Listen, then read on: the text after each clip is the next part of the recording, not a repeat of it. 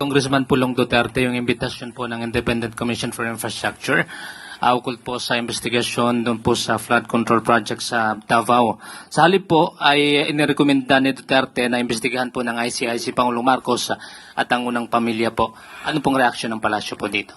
May kasabihan tayo, buntot niya, hila niya. It means you are responsible for the consequences of your own acts.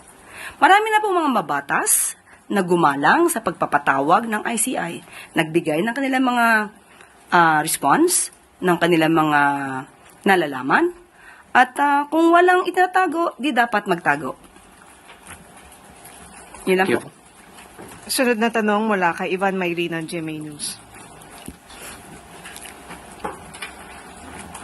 Yusek, tulad po na nabanggit nyo sa opening natin kanina, pinapakita po ng Pangulo ang kanyang pagpapahalaga at matatag na suporta sa kasundaluhan. Nagkakasunod-sunod po yung bisita niya sa mga kampo, ang anunsyo niya ng dagdag na base pay, subsistence allowance.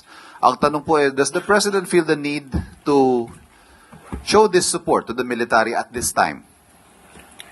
Hanggat may oras po ang Pangulo, hindi po ito dapat kino-question. Ang pagbisita sa ating mga kasundaluhan, sa mga uniformed personnel, ay nararapat lamang po bilang Commander-in-Chief. So, wala po itong kinalaman kung merong mang issue ngayon, obligasyon po ng Pangulo na bisitahin sila.